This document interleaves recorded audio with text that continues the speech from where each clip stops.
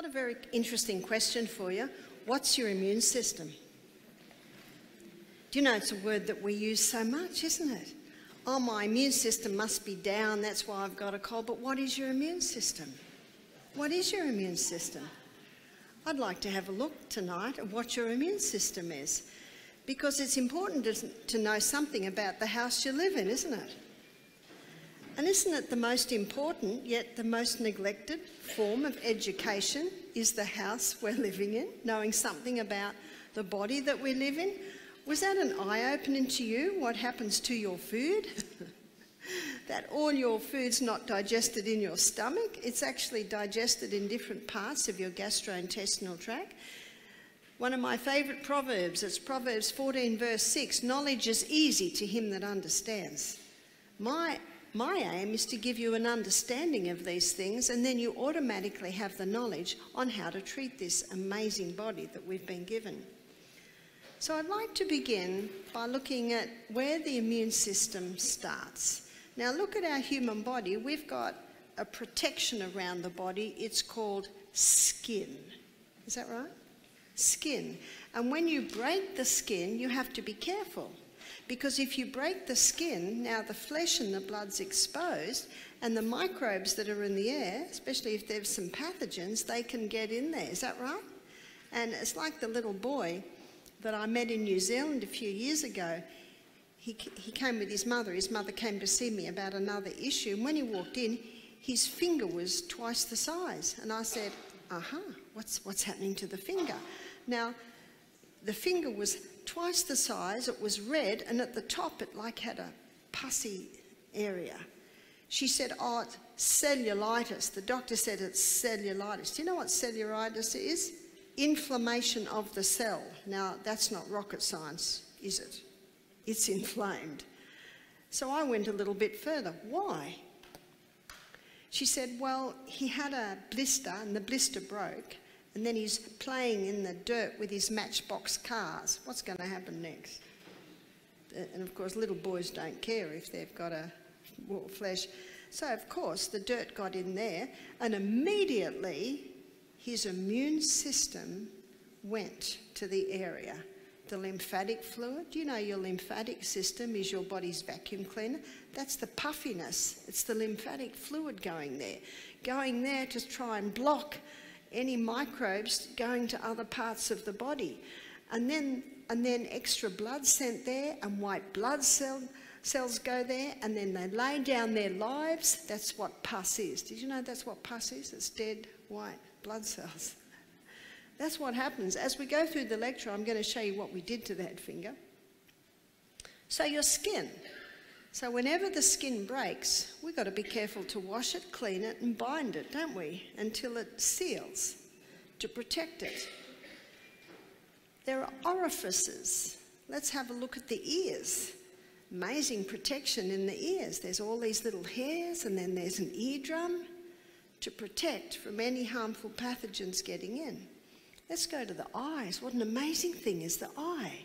If something hits you, you've got two bones there to protect it. And if something's flying through the air, you've got eyelashes, and they blink. And the blinking reflex and the lashes stop anything getting in the eye. But if something actually gets through that and into the eye, then we've got this mucus layer around the eye.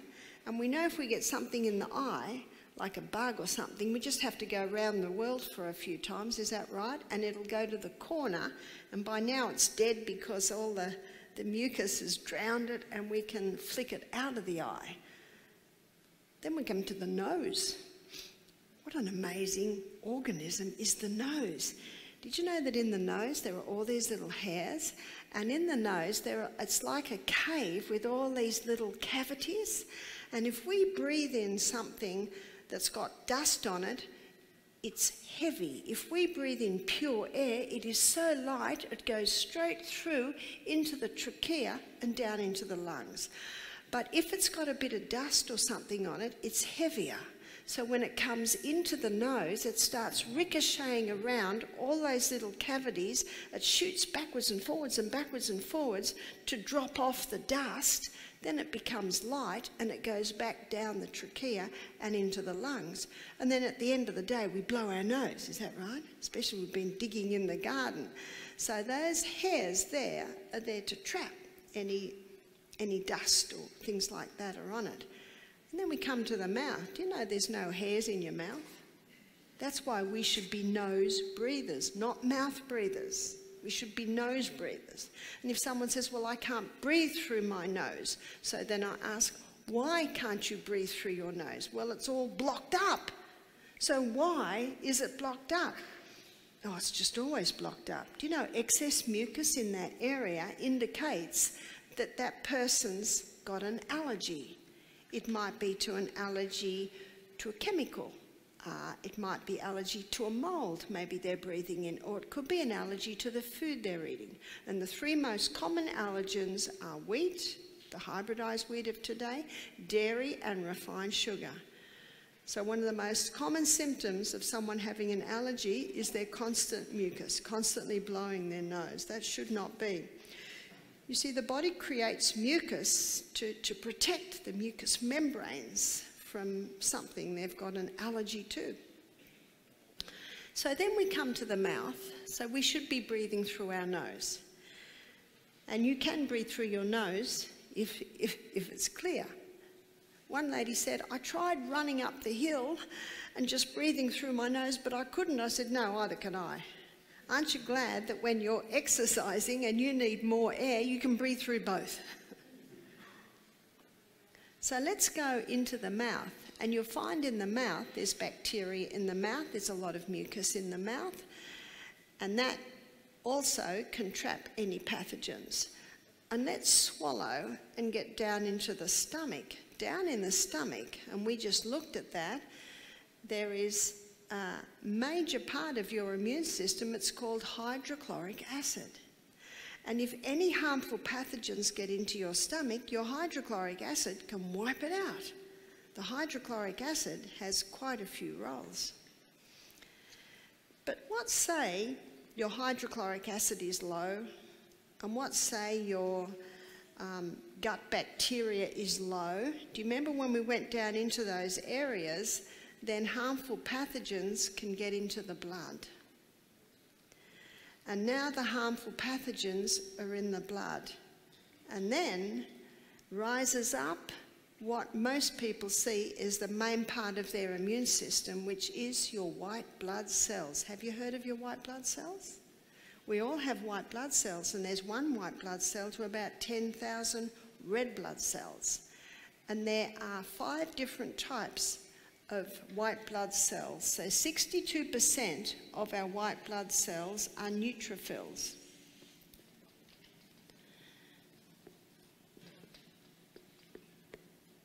They make up the most part of the white blood cells. And then 18% are monocytes. That's another type of white blood cell. And then 16% are made up of lymphocytes. Now lymphocytes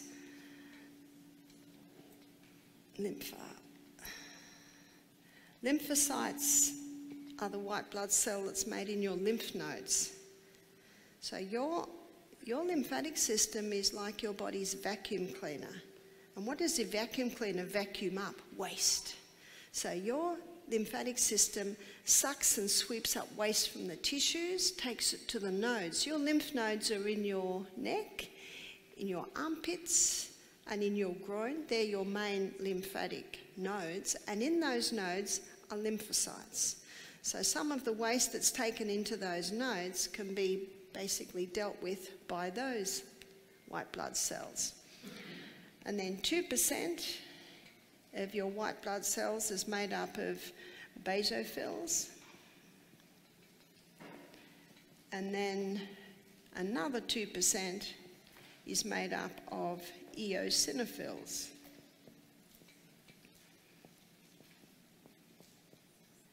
So that's your white blood cells. They're your internal army. and they are designed to wipe out any harmful pathogens that may get into your blood. Now, your lymphocytes, they are the scouts. They're looking around for any problems. And when they see a problem, they can call on the neutrophils and the monocytes to come along, and they use hydrogen peroxide to actually wipe out any of the problems. And they envelope them and wipe them out, and they actually die when the pathogen is killed. That's why the little boy had that pus there, because a lot of white blood cells had gone there to deal with what was coming in on the dirt. That's what pus is. And that's why a smoker, he'll often be coughing up green or yellow lumps. And some people say he's got an infection. He hasn't got an infection. It's just cleaning up the damage from all those years of cigarette smoke. You see, your body can heal itself. My sister is a senior science teacher, and when she teaches immunology to her senior students, when she finishes, she says, see, the body is designed to heal itself. So when we've got any type of problem in the body, what makes sense is to boost your white blood cells. That makes sense, doesn't it? Now, one way to boost them is a fever. And fevers have been used for centuries to boost the white blood cells to clean up any problems that might be in the body. So at Misty Mountain Health Retreat, every afternoon our guests go into a steam sauna. And the steam sauna, usually the temperature sits at around 46 degrees, and you get very hot. And we give you a bucket of cold water with a little face cloth in it, and you can keep your head cool, because the only part of your body that doesn't like getting hot is your head, your brain. And about every 10 minutes, you can get out of that hot, run down the steps and dive into the mountain stream. And if you're not agile enough to run down the steps, there is a cold shower that you can do there. Some people say, cold shower? I said, you're wanting one because you get so hot. And then back in the steam bath, and you might do that for about another 10 minutes, and then charge out and dive in the cool pool again. You only need the cool for about 10-15 seconds, and then back into the hot sauna. Now, by the time you've been 10 minutes in the third session of heat, your body temperature is usually up to about 40 degrees. That's a fever, yeah? Now, when your body is up to a fever state, and remember, the only part of your body that doesn't like getting hot is your brain. And because you're running and diving in the mountain pool and then running back and keeping the head cool, your brain keeps quite good. So when your body temp gets up to 40 degrees, your white blood cells sometimes can triple. Your metabolic rate increases by 400%. Wow. Do you know what that means? Healing increases by 400%. Your blood's zooming around your body. Now, why is your blood the healer? Let's have a look at blood. Why is it the healer or the life of the flesh? It contains red blood cells and it contains white blood cells. And they're your white blood cells there. So what does the red blood cells contain? They carry oxygen. Oxygen, the most vital element needed for life. Cancer cannot live in the presence of oxygen. Makes a lot of sense to boost oxygen. Red blood cells also carry your nutrients. They're carrying nutrients to the cell. Do you remember we've been looking at the CBD, the central business district of the human body, the inside working of the cells? What it is your blood that carries these nutrients and this oxygen to the cell. It also carries the water, and it also carries away the waste. Carries away waste. So no wonder it's called the life of the flesh. So let me explain to you what we did for the little boys, only 7, with the finger. I said, what have you been doing? She said, well, he's on his 2nd course of antibiotics. Well, this is 10 days on antibiotics. And I'm thinking, how could it have looked much worse than it is? Is it working? He's on his second course of antibiotics. He's taking painkillers and sleeping tablets to sleep at night. Oh, he's 7. I'm not criticising the mother. What do you do? I said, can I try something? She said, please. So what I did was I got 2 mugs. And in one mug, I put hot water.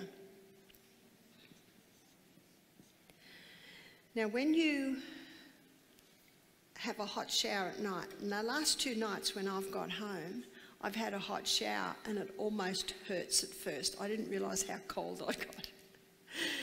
And it's stimulating, yeah? It's very nice, because we're warm-blooded creatures, so how we love the warm. So the hot water, when you initially apply it to the human body, it has a stimulating effect. It stimulates. But I think it's probably only about 3 minutes before I'm getting very relaxed. Is that right? And everything's slowing down. It's like you get into a hot bath. At first it's tingling, and then you can just about fall asleep. Is that right? So after 3 minutes, we get to a depressed, it's actually a depressed state of blood flow. Everything's slowing down, slow or depressed.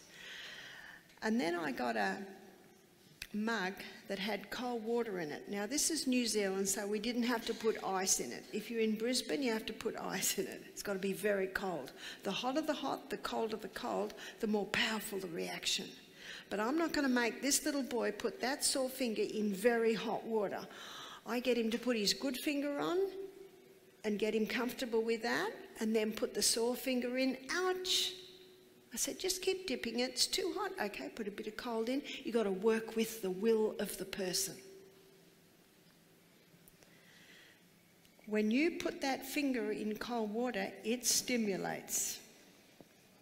In fact, it's not unusual at Misty Mountain Health Retreat to hear screaming when people dive into the cold creek.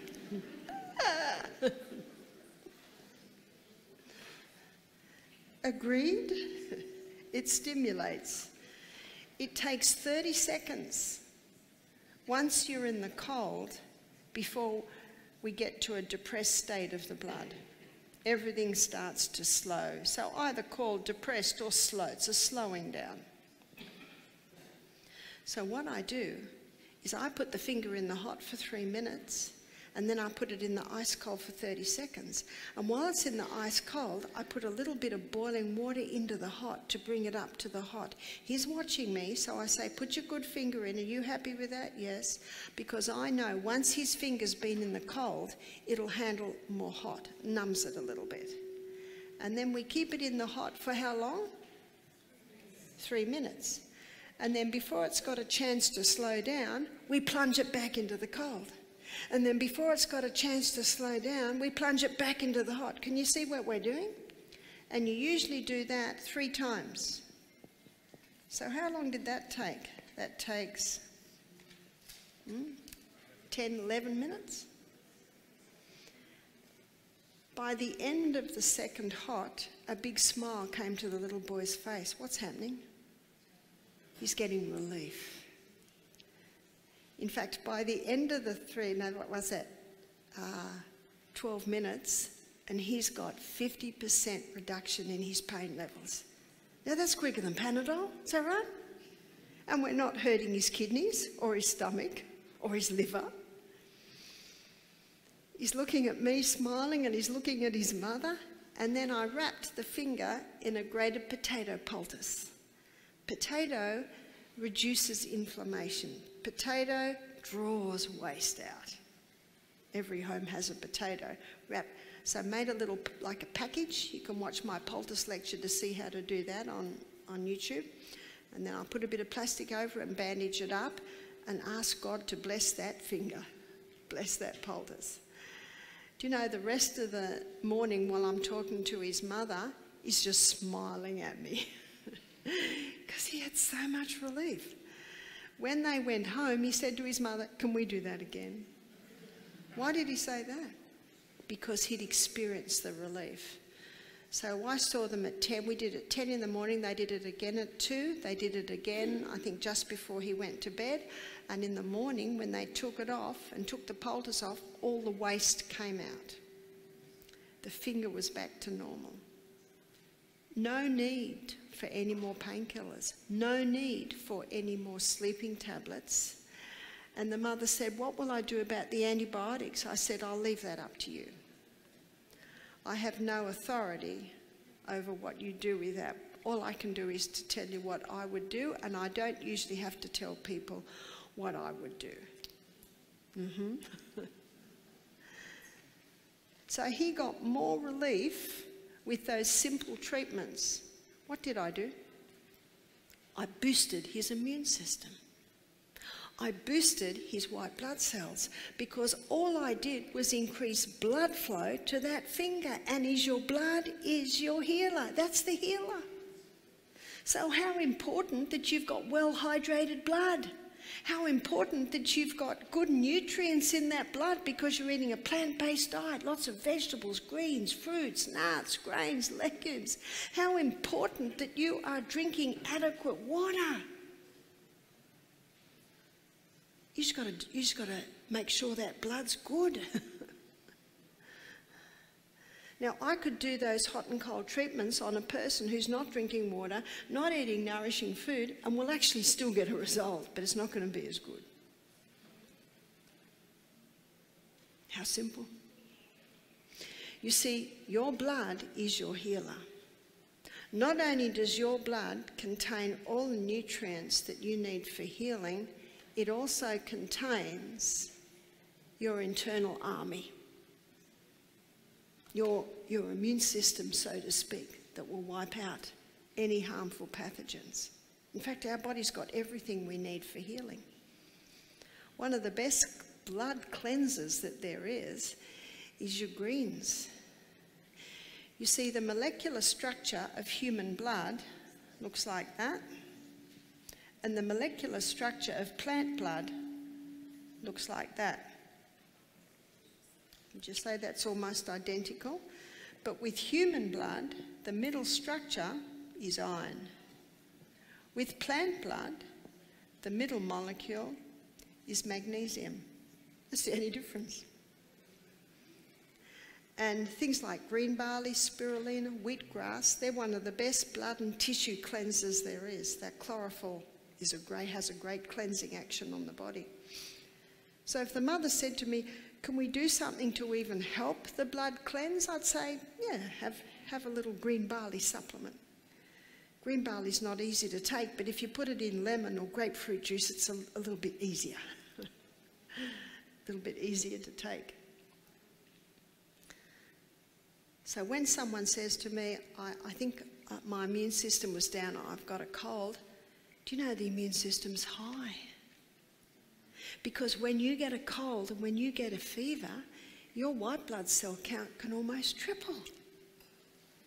A cold is a house clean. It's just a house clean. And every time you blow your nose, what are you blowing out? Waste.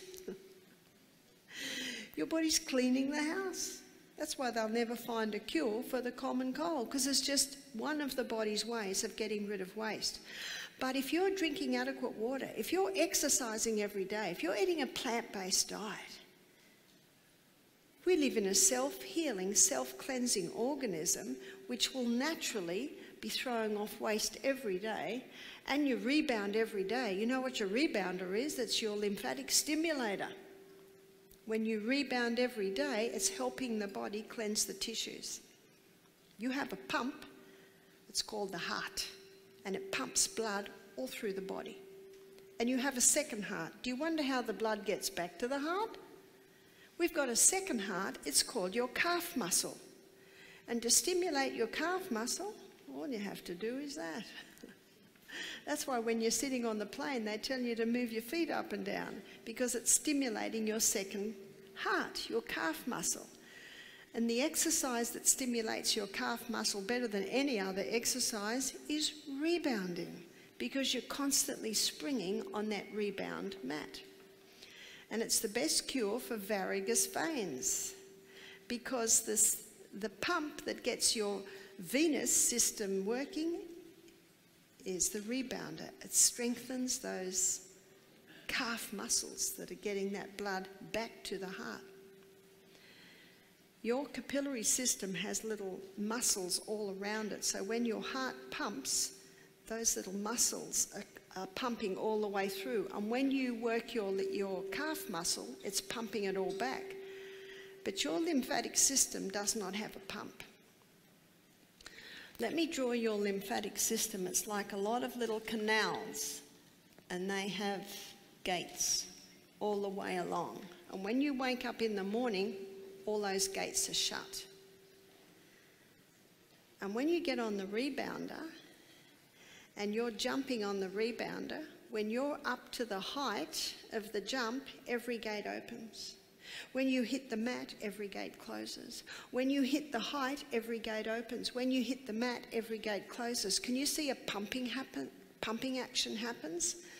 So remember what your lymphatic system, it's your body's vacuum cleaner. It sweeps away waste from the tissues. And when you rebound in the morning, you start up your lymphatic system. And all you have to do is walk from the kitchen to the lounge room, scratch your head. Just all these little activities keep that lymphatic system going all through the day.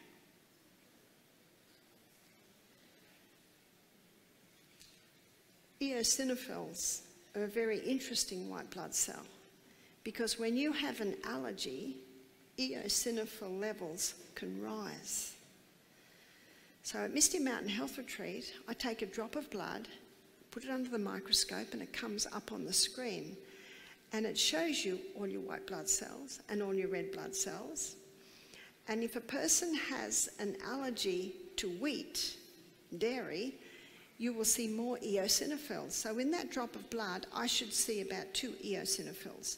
And eosinophils you can tell because they light up like a little light on a Christmas tree, compared to the other white blood cells that are a duller white.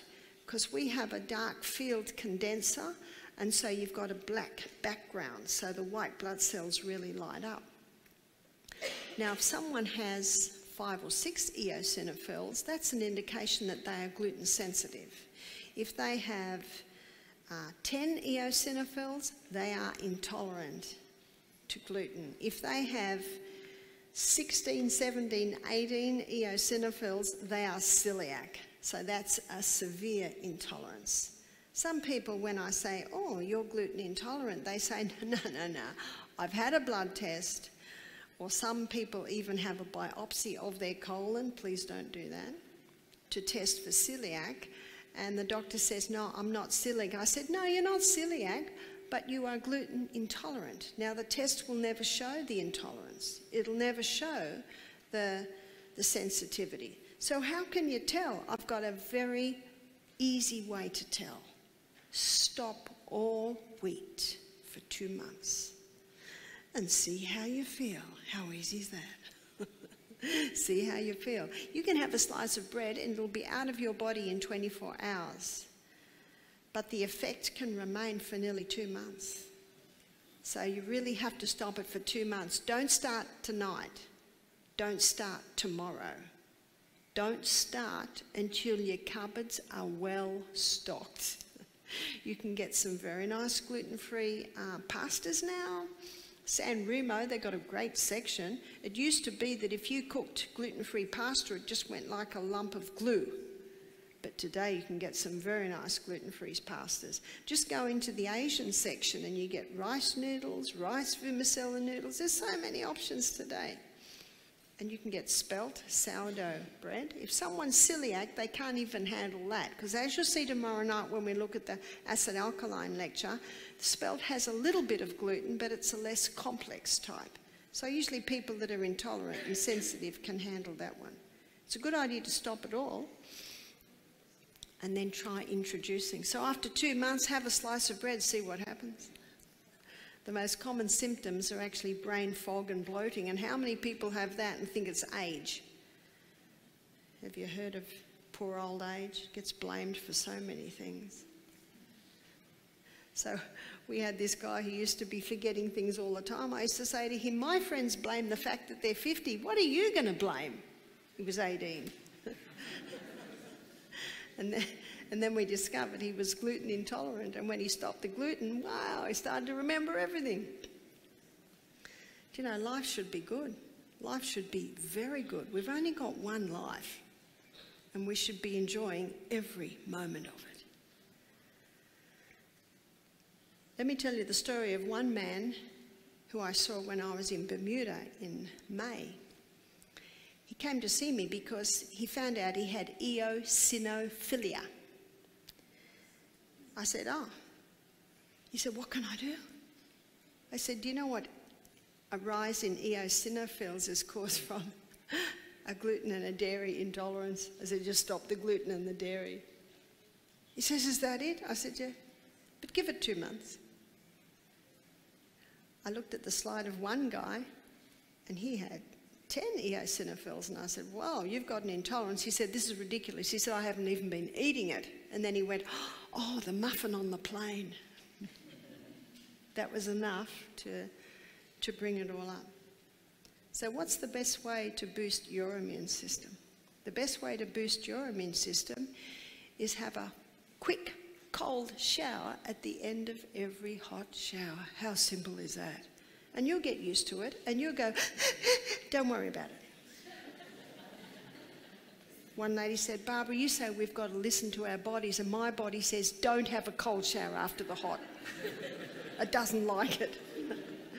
You see, we're warm-blooded creatures. Of course we're not going to like it, but it's just brief. It won't kill you. And it actually won't make you cold. So every day at Misty Mountain Health Retreat, I run up hills. That boosts the immune system. I get quite hot. On my way back home, I've got a little bag near the creek, and I jump in the cold creek. In the winter, I'm in there 7 seconds. I'm not in there long enough to get a cold. Dive out. Yeah, I dive out as quick as I dive in. And people are getting colds all the way around me, and I don't get them. In fact, when I was at Misty Mountain 2 weeks ago, I got a cold for 4 hours. Don't you love it? I blew my nose and sneezed and for 4 hours. How nice when that's all it is. But you can take some herbs that will really knock a cold on the head. And if you go to YouTube, Barbara O'Neill poultices, in that lecture, I give a recipe for the flu bomb. Now, the flu bomb contains garlic, ginger, lemon, honey, eucalyptus oil, and cayenne pepper. Got that? And if you take that 3 times a day, your cold will not last very long. Did you know that on the packet where the flu injections holds the flu injections, it states that this will not prevent the flu? So I do hope you don't have a flu injection, because it does have mercury in it. And we don't need to inject these things into our body, because the body's been designed to heal itself. And it will heal itself if you give it the right conditions. Are there any questions before we close? Yes.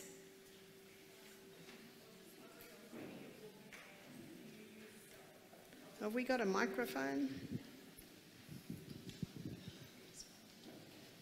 A microphone, there's one.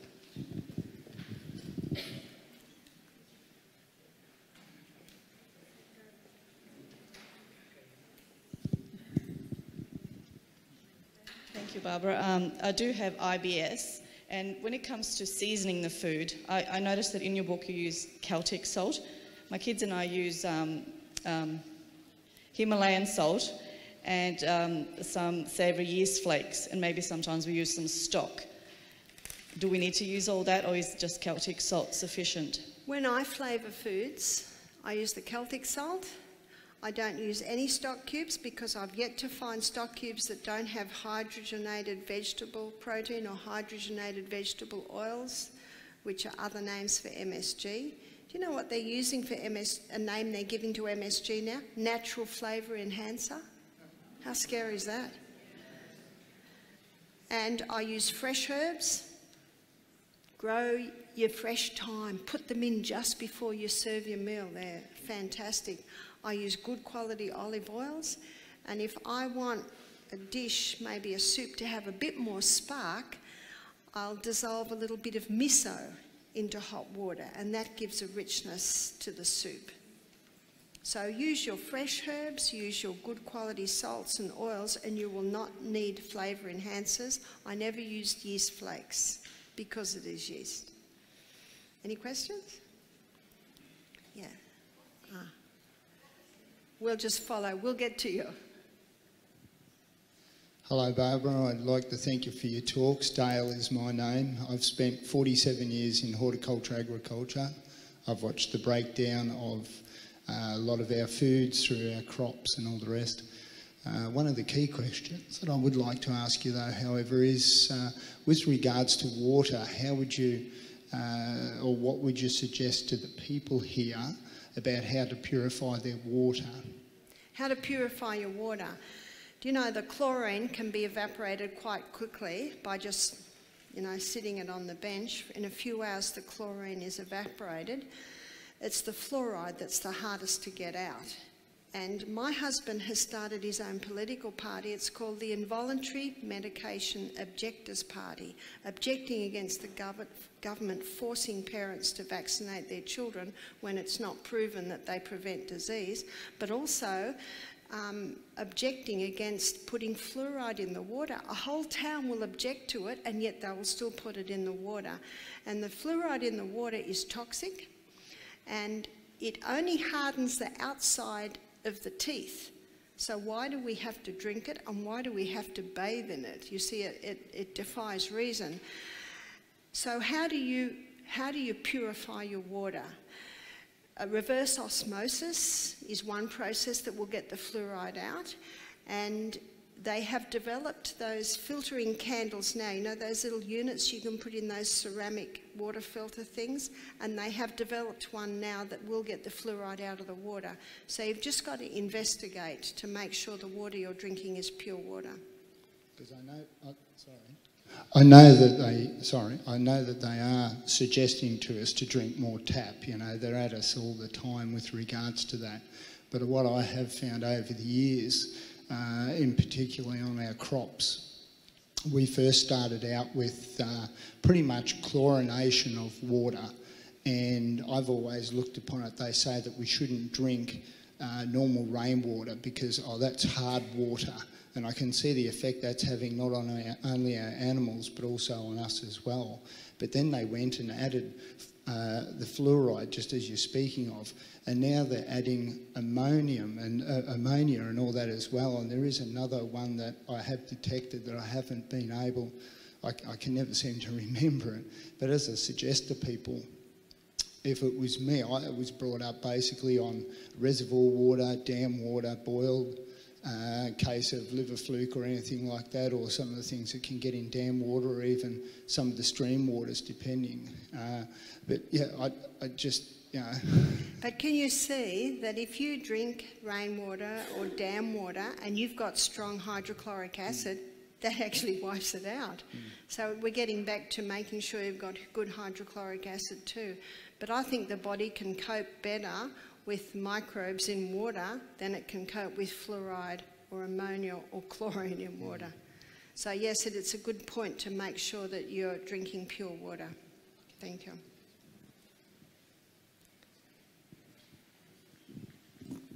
I just wanted the ingredients for the flu bomb again. Okay, it's garlic. So it's 6 things: garlic, ginger, so those two go together, and then lemon and honey, and eucalyptus oil, but remember only 1 drop of that, not half a cup, and cayenne pepper, as much as you can handle. And then you put that with a little hot water. There's the flu bomb. Yes? Is yogurt good for you? Is yogurt good for you? Yogurt is fantastic for you. But if it comes from unhealthy cows, it's not going to be good for you. But you can get some very nice coconut yogurts today. In fact, I've been having some for breakfast every day. Very nice. Another question?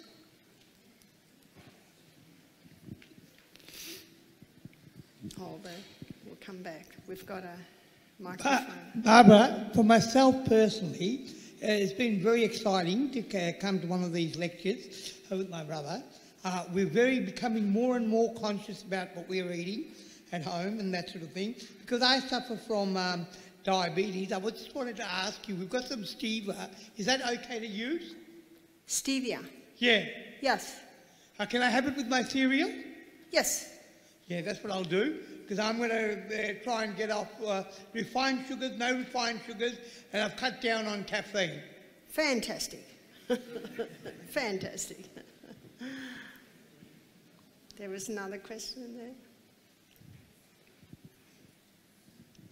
I had a question in regards to the circadian rhythms of the sun, and what is it that determines what's the best bedtime? Is it when the sun sets, or is it when the sun rises first thing in the morning?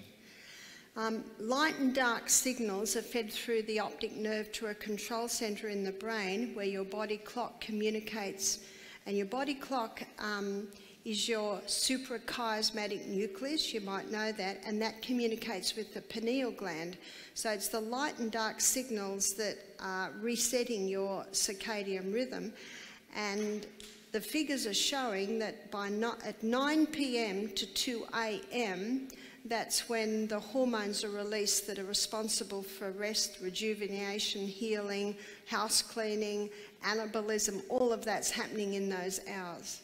And is it possible to use the blue light from your phone to adjust that time hour range to what best suits you? So if you were to use your phone, the blue light on your phone up until 9 p.m, and then you plan to go to bed at 10 p.m, could you change that 9 p.m. being the best time to 10 p.m. being the best time? Well, I've got some good news. In about 2 weeks it will be 10 p.m. But the blue light from the sunlight is the main setter of the circadian rhythm, and it is true that your technology gives off blue light, but it's a different frequency, and probably it is most dangerous at night because the body knows it's had the sunlight and now it needs that the night lights. So no, sorry, you can't play with that one. Thank you very much. Hi Barbara. If we're going to attempt to grow our own vegetables and if the soil is depleted of nutrients, if we wanted to add a more healthier soil or a compost that doesn't contain mushrooms, you talked about that being a fungus. If we want to stay away from manures which are animal based, what would you recommend? The animal manures aren't a problem unless the animals have been given drugs. But the wonderful thing about the microbes in the soil is they can break all that down. And that's why your compost is so important. And there are companies that will make compost for you. And you can actually buy the compost. But you can make your own compost. You just have to have a place where you can actually put it. But it's the microbes in the soil that are transforming all those nutrients into usable nutrients by the plants. So that the key is the microbes in the soil. And that's what the compost gives you. But every time you grow a crop and you harvest it, you shouldn't put another crop in until you feed that soil, and the best is the compost. So all your manures should be composted. All your plants should be composted. Just in regards to that compost, with your compost bin, should that be in the sun or the shade or a bit of both? Oh, probably a bit of both. Yeah. Oh, good day, Barbara. A bit nervous, but got a question. Being in Australia, it is a meat-eating country. A lot of cattle and sheep, and even New Zealand will be a big meat-eating country. What recommendation per month should one eat? Well, I'm a vegetarian and I don't eat meat, so I actually don't advocate meat, but I do acknowledge that some people want to eat meat and it is their choice to do that. But if they ask my advice, it must be organic. Because the animals today, they're given so many drugs. I mean, a lot of cows today, they don't even eat grass. And a lot of diseases happening because of the meat. The only way a human being can get away with eating meat and not be sick from it is to have a very small amount. In the book, The China Study, Dr. Colin Campbell, he shows that he could switch cancer on and off by the amount of meat and animal products he was giving those rats. So the only time that the cancer didn't turn on with animal products was when they ate 5% animal products, which is a very small amount. Okay, I'm given the sign that time is up.